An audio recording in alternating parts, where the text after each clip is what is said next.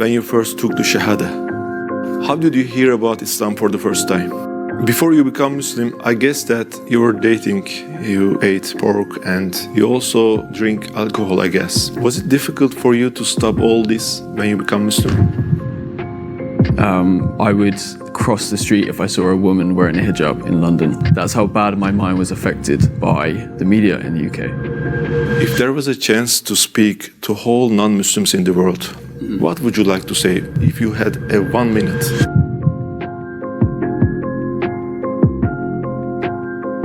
Who is Jay? Sure. I'm Jay. I'm from the UK. I'm 25 from a tiny town in the southwest of England. I'm a travel blogger and I share my journey of traveling all over the world on my YouTube channel.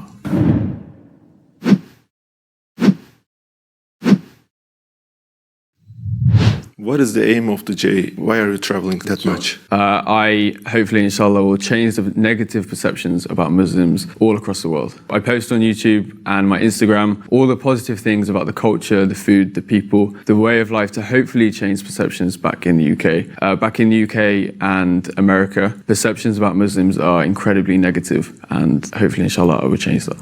In one of your videos, you said that you love Pakistan and Turkey more than other countries. What is the reason for that? Why Pakistan and Turkey? I think I love Pakistan so much because, again, I never heard anything positive about this country. The main things I heard were terrorism and war, violence, and I went there and all of my expectations were beat. Everyone was so kind, so nice. The food was some of the best I've ever had in the whole world, and I felt such genuine love from these people. And the same with Turkey. Those two countries are my favorite because of the people, the food and the culture. I could talk about the mosques. I love the mosques here. I feel incredible here. And I took my Shahada in the Süleymaniye Mosque in Istanbul. MashaAllah. So I think that's why I have such a connection to these two countries, especially Turkey, because Istanbul changed my life. It's where I took my Shahada. It's where I made the best decision of my life. Instead of eating cornflakes in United States or United Kingdom, yes, you prefer to eat kebab in Turkey. Yes, I bet. What was the most interesting thing that you have shocked when you visited those countries, Pakistan, Mexico, Turkey, Egypt? Start with Mexico, right? Sure. Mexico is completely different to any of the other countries I've been to. Muslims are not widely shown in the media or even on the streets. I only managed to visit one mosque when I was in Mexico City. So the thing that was the strangest for me in Mexico was not being able to meet so many Muslims. In Egypt, Pakistan, Turkey, United Arab Emirates, they are everywhere, and I've made some of the best friends here. How did you hear about Islam for the first time? That goes back probably 20 years, when we go back to the story of 9/11. The first time I heard about Islam in a very negative way. And if we're talking more of a positive thing, I learned about Islam probably 3 years ago from traveling, meeting these people, and then I really learned about Islam when I read the Quran last year during lockdown. How did you perceive Islam before you became a Muslim? Did you have any prejudice? Yes, I had very negative perceptions about Muslims. Especially, there was many attacks in the UK from extremists, and the media has a very good way of making that stereotype to 2 billion people when it's just a handful of bad people making those choices. I would cross the street if I saw a woman wearing a hijab in London. That's how bad my mind was affected by the media in the UK, because I didn't give myself the opportunity to really learn what Islam was about. And thankfully, over the past 3 years, I've really learned and discovered exactly what Islam is, and that's the religion of peace. What was the thing that made you interested in Islam? Originally, it was meeting the people when I traveled. I rarely traveled to Muslim majority countries, and I went to Istanbul, thankfully 4 years ago. And then I decided to actually go to Iraq in September 2019. And that completely changed my perceptions and made me want to research more about the positivity of Islam. I went to Iraq for the first time when I was 23.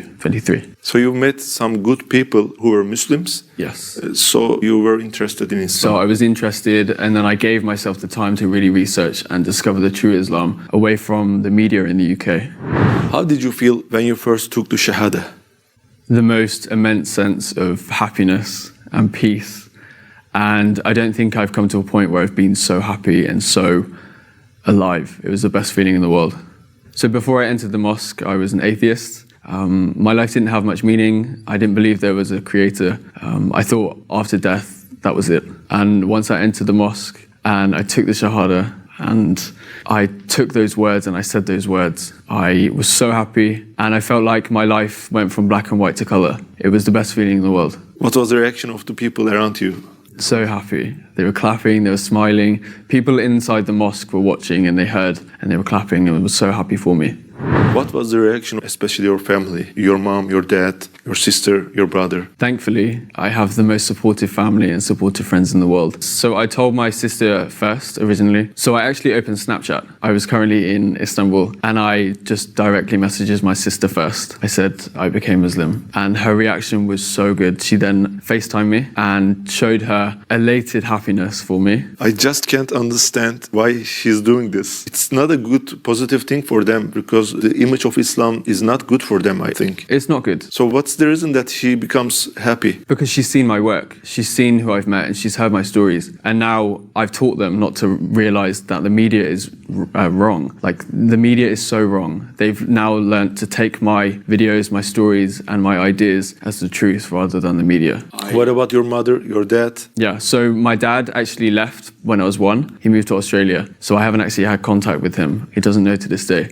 But my mum, I called her and I told her over the phone. I actually made a video about that and her reaction. It took me 3 times to actually call her and for her to pick up, and my nerves were... You couldn't say. I was struggling so hard, but I told her, and her exact words were something along the lines of, I'm smiling like a Cheshire cat. And Cheshire cats are very much known to be always happy, always chirpy, always funny. And that was her exact words, actually. I'm smiling like a Cheshire cat. And from that day onwards, I have never had a bad word said. I've never had a bad idea said about Islam to me. And I'm very grateful that my friends and family were so happy and are still with me to this day, because it would have made my journey a lot harder if I didn't have them by my side with me. In Islam, we have to pray, we have to fast during Ramadan, and we have some other things. Did any of them seem difficult to you before you become Muslim? Yes, they all seemed incredibly overwhelming.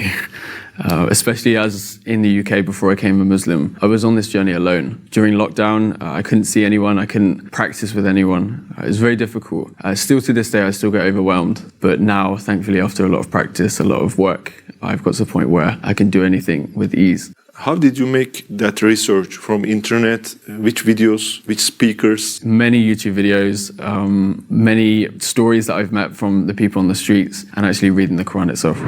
Can I ask this question? If it's private, just pass it. Your family are atheists, so you're Muslim. What do you feel about them? Are you praying that they become Muslim someday? Are you telling the truths of Islam to them? Of course I am. Every single day I'm talking to my family.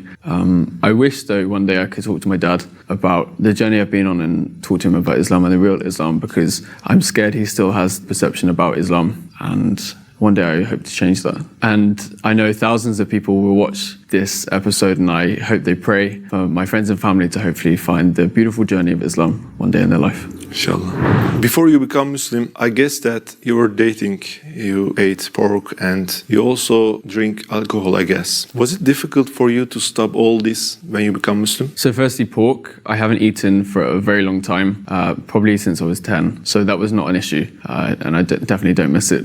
Dating, I haven't had a girlfriend since I was 17. So dating for me doesn't work. Also, I don't have the time when I'm traveling. So even if I wanted to do it, I couldn't. And alcohol, I stopped drinking alcohol in 2019, so the year before I even became Muslim. What was the reason that you stopped drinking alcohol? I drank a lot at university. At university in the UK, it's very much a student culture to drink almost every day, have parties and celebrate. Reading one text paper. But yeah, I stopped after because it's not a healthy lifestyle. So I was also vegetarian for a year and a half, actually. And thankfully, I discovered halal meat, which I'm so thankful for, especially here in Turkey. The food is incredible. You have a YouTube account and Instagram account, and you're popular. I guess that you have messages who wants to date with you. Am I right? Yes, every single day. What is your reaction to them? I don't reply, or I block. Because people shouldn't be asking me that. And I also get messages from women and girls' mums, emails and Instagram messages and comments on YouTube asking me to marry their daughter. And I definitely do not reply to them.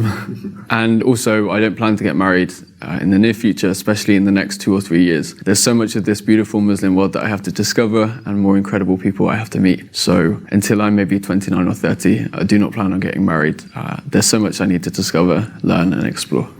Why didn't you stay as an atheist and need to do some research about Islam? Sure. I'm a very inquisitive person. I think that's why I travel and that's why I want to learn. I had time and I studied international journalism for my master's degree, and I learned about the media and how they were completely wrong about Islam, and of course I took my inquisitiveness. So I've always been a very inquisitive person, someone always eager to learn about cultures, people, language all around the world. And during the coronavirus pandemic, I had a lot of time and I decided to put that time to good use and discover what makes the people I meet so kind, so loving and so peaceful. And that all came back to Islam. And that's when I decided to read the Quran, watch YouTube videos, learn more about Prophet Muhammad, peace be upon him, and everyone else. And it's been amazing. Who is Muhammad alayhi salatu wasalam for you? He's incredible, and I don't think I could find a better word for him. And I think everybody on this planet can learn a lot from him, and they could definitely put his life story into their own life and be a lot more loving, a lot more giving, and a lot more accepting. If there was a chance to speak to whole non-Muslims in the world, especially for the ones who have prejudice to Islam, what would you like to say if you had a 1 minute? Learn from your own personal experiences, not the media. Travel the world, travel to Muslim majority countries, and give yourself the opportunity and the time to speak to Muslims and learn about their journey, their stories and their life, because I promise it will never be what the media says. And also when you travel around the world and if you see any kind of negativity, just know that Islam is perfect and Muslims are not. We are very nice to meet you, brother. Thank you so much. Your journey, your story is very interesting. Inshallah, your aim is great. Inshallah, you will be succeeded, brother. Inshallah, I can keep doing this until the whole world finally has a positive view of Islam.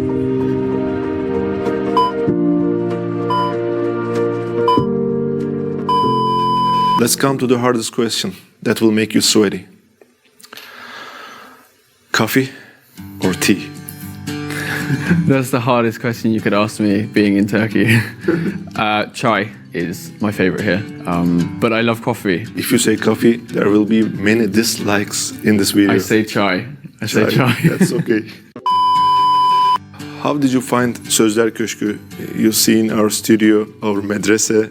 How did you find? Incredible. Everyone working here is so kind and the studio is phenomenal. Except that it's very hot. It's very, very hot. Too hot. Teşekkürler.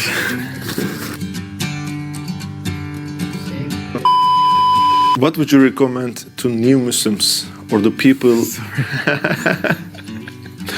Did I make an English pronunciation wrong and you're laughing at that? No, you keep laughing. This is a real serious problem, brother. You will understand me when you got married. Yeah.